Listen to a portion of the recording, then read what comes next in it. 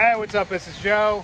This video is going to take you on part 3 of my moto camping adventure on the island of Samal, riding through the mountains, camping on the beach, and taking the ferry back over to the mainland.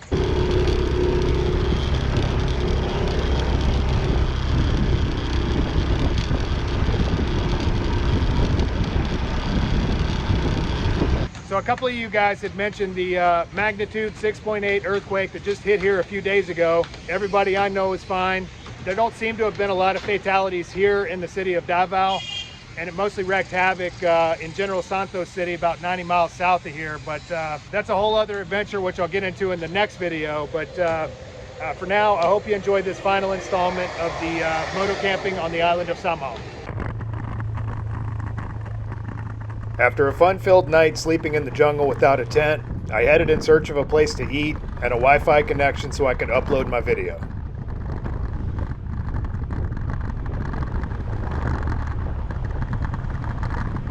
Up to this point, I'd been exploring mostly the southern half of the island, so I headed to the more populated section in the northwest.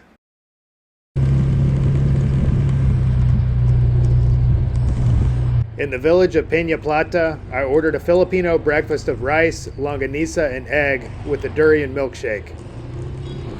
The food was good, but the ladies working there were even better. Oh, you like durian? Yeah, you like the durian? You like durian? Oh, he's ashamed. Ashamed. Hey! Wait a minute. She looks like me. Oh, it's white here, over there. I know. Oh. I have no hair. Oh, yeah. My gosh. Okay, say, okay. I really can't emphasize just how friendly the people on this island were. Unfortunately, a Canadian tourist was beheaded here back in 2015, but the area has long since been free of extremist groups.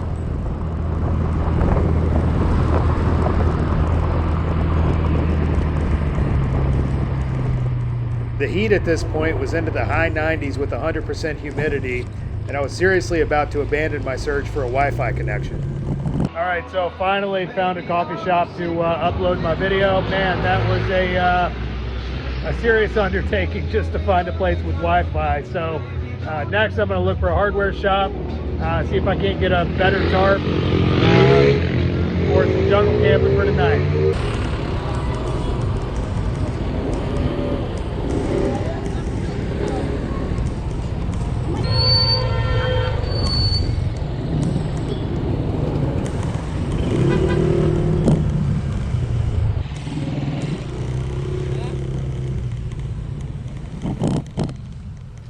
I bounced around to several hardware stores, but couldn't find a tarp with eyelets. The sky was filling up with rain clouds, and I didn't have much daylight left. So now things are about to get interesting. I wasted way too much time looking for a tarp, could not find one with the holes, started getting frustrated. So I'm just gonna have to make do with the tarp I have. Hey, what's up? What's up, guys? And anyway, there's pretty much 100% chance that I'm gonna get wet tonight, but them's the breaks. I mean, what are you gonna do, you know? I'm losing daylight very quickly, so I think I'm gonna stop this freaking video and get back on the road. Sounds like I'm in for an adventure.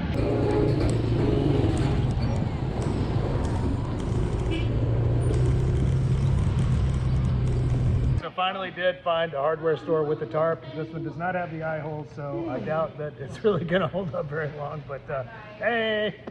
And it's for my YouTube. You guys are gonna be on my YouTube. Huh? Are you a vlogger? Yeah. With the sky looking like it was about to burst open at any moment, I headed still northwards as I frantically sought out a place to make camp.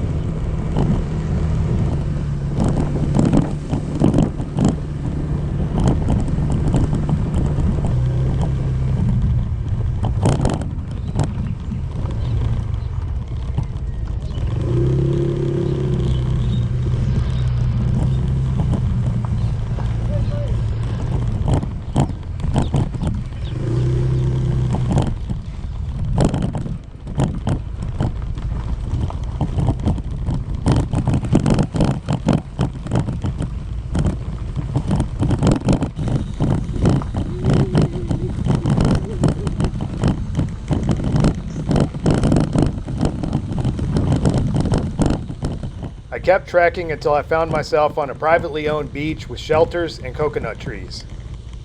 Mayong hapon. Ay, may hapon. Okay, can I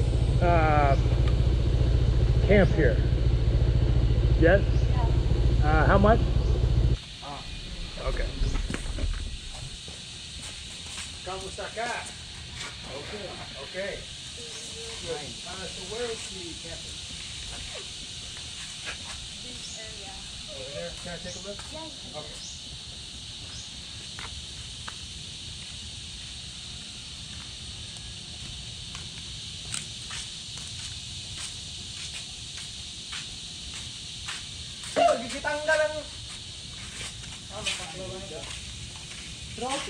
Okay. Okay.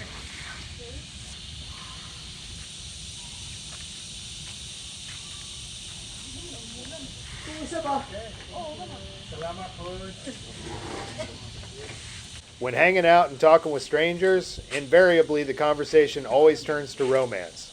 Oh, really? Okay, just call me. I'll call you later. Okay.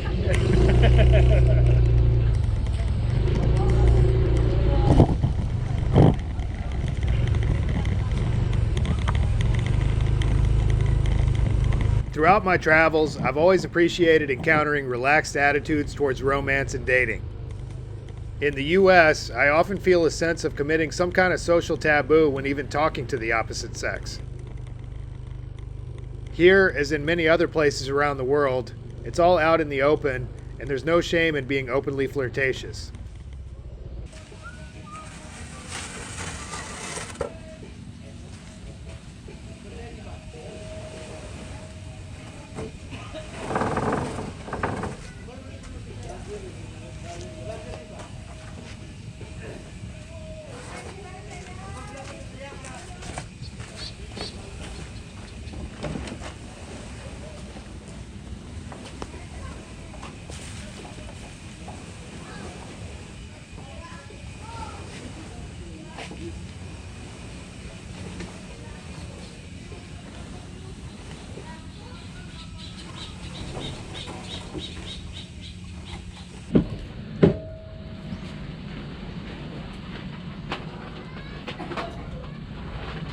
I figured it's good to spend at least one night camping on the beach.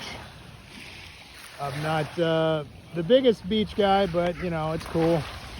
Coconut trees. I got that little palapa, which kind of renders my tarp that I just bought ineffective or unnecessary. Just, after working on my computer, I just did not feel like doing any more riding today.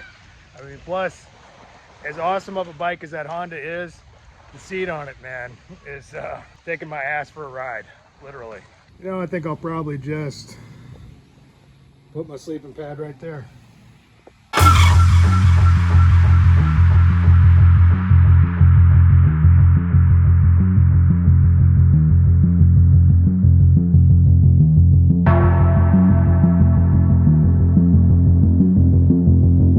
Of course, there would be a birthday party over there with people blasting music, and I'm just here freaking tired. Now you see why I don't like staying in campgrounds. So nevertheless, this place is a damn sight better than that beach place that I was at yesterday. A lot of the beaches around here, interestingly enough, seem to be privately owned and kind of blocked off to the public. You have to kind of like ride down this kind of narrow alleyway and then pay some money to be able to use the beach. But this was 250 pesos for the night, which is like 450 to be able to spend the night, which is what the guy yesterday told me. And then I come back, he's wanting 1,500 pesos. And of course I didn't have my tent, so, but just because of the principle, I just said, screw it, I'm gonna, you know, suffer. And I didn't really suffer that much. It really wasn't that bad. But anyway, this is doable, and hopefully these guys get drunk and pass out pretty early. Otherwise, I think I've got my silicone earplugs, and so if needed, I'm breaking out the heavy artillery.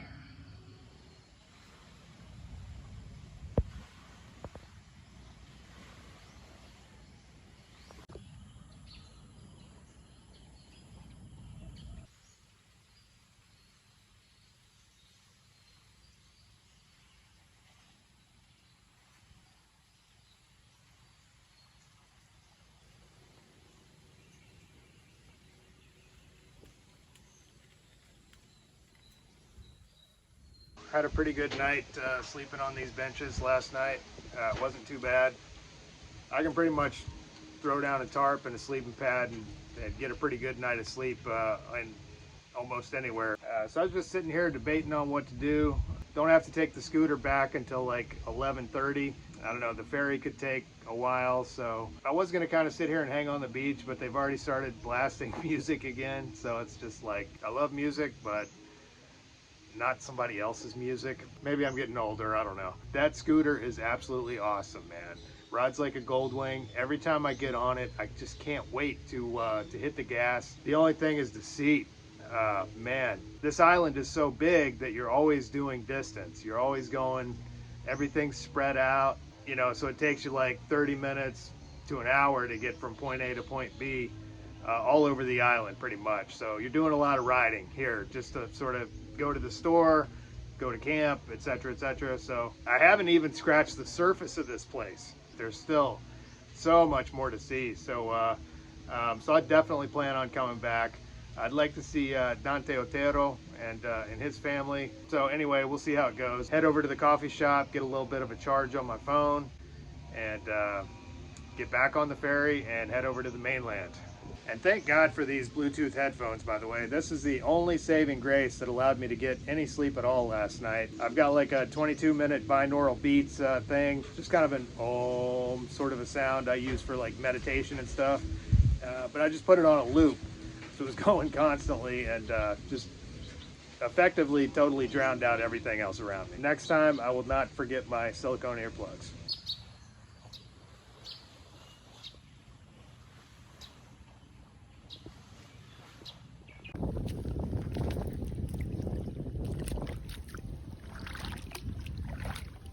All right, just so I can say I've stuck my toes in the Bay of Davao. Interestingly enough, a lot of people talk about dangerous animals and stuff. The most dangerous animals of the Philippines are actually not on the land, but in the water. There's a highly venomous species of jellyfish. There's the blue, I think it's the blue-ringed octopus, you know, injects some kind of venom, I think, or something like that. You got the banded sea crate, which are pretty non-aggressive, but have an extremely potent venom. The water feels good. No, not bad. It's a cool little beach here.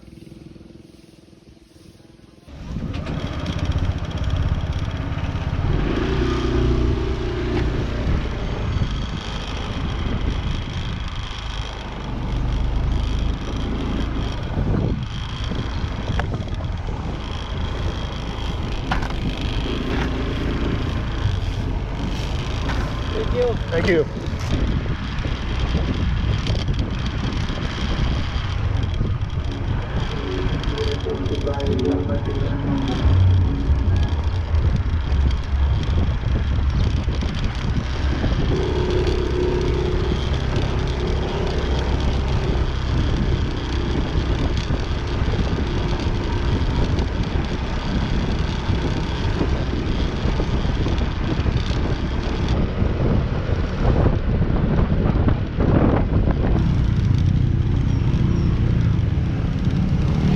Mayong buntag. Do you have food? Food? Yeah. Bibingka. What is it? Bibingka. Rice cake. Oh, rice cake. Mayong buntag. Okay, so this is, what's it called? Bibingka? Yes. Bibingka with buko. Bibingka with buko? It's like coconut? Yes, sir. Okay. Bibingka. Daghang salamat. Okay, that's bibingka. Bibingka pinaloto, sir. Pinaloto? Steam lang sir, steam. Steam rice, okay.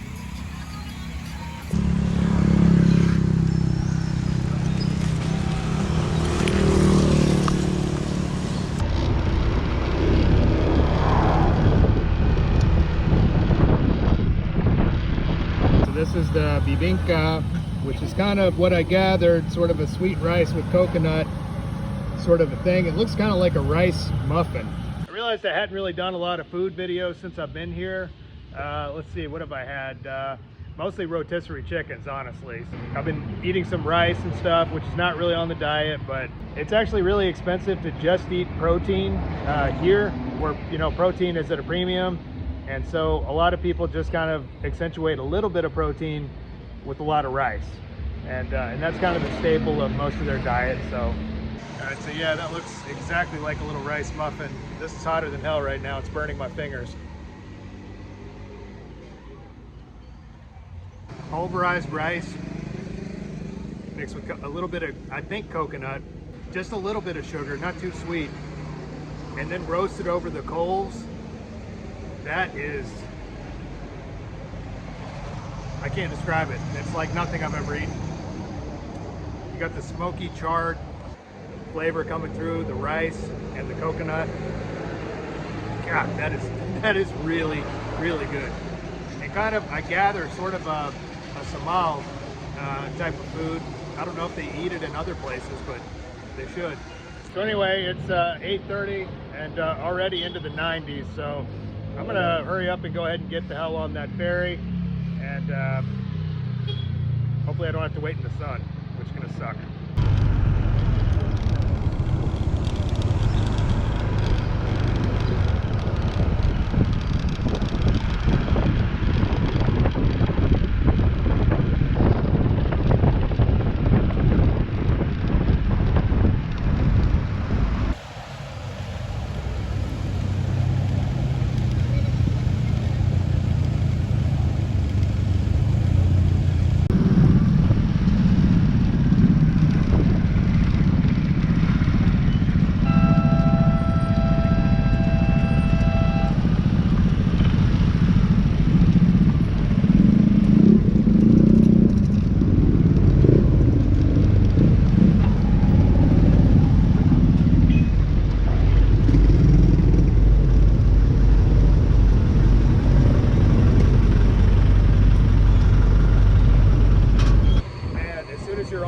Starts moving and you don't even notice it.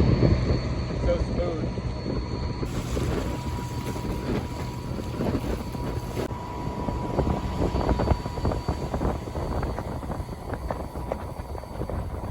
I could get used to this.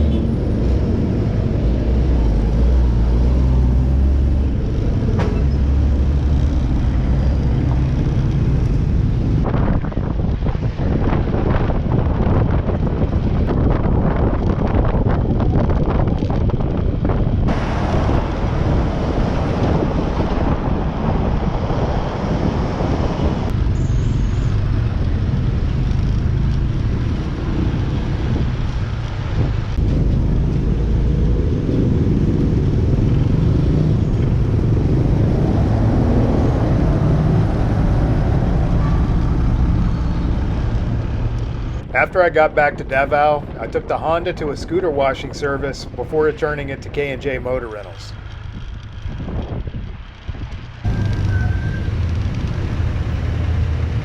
Hello.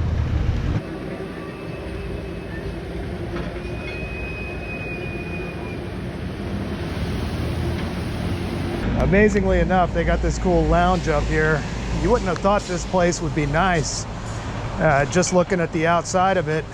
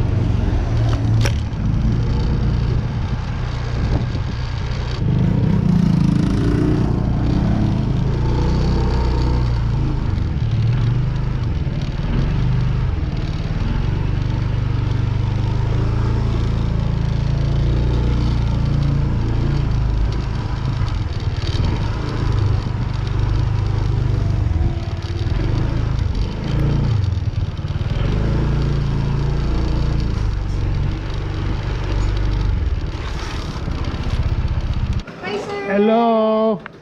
How's your camping? Excellent. Very good. Thank you. Yeah. Can I borrow the remote? Oh, of course.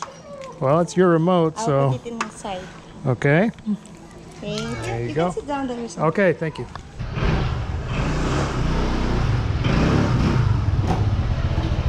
Oh, did you already wash this one? I did. Okay. Okay. Oh, do you want to get your things? Yes. I rode Where did you go and come? mostly In the Samal. Oh. And I met some villagers in Peña Plata. Oh, at Peña Plata, yes. Between being taken in by villagers, camping in the jungle without a tent, and exploring beautiful mountains and beaches, my trip to the island of Samal had been a truly world-class adventure. I can't recommend the place highly enough for anyone wanting an authentic taste of the Philippines without the tourist crowds. So this brings us to the end of our current adventure. Until the next adventure, take care, and we'll see you next time. So as always, if you enjoyed this video, please hit like and subscribe. And as usual, I've included an optional donate link in the Dropbox for anybody that might like to contribute to this project. Otherwise, thanks for watching, and we'll see you on the road.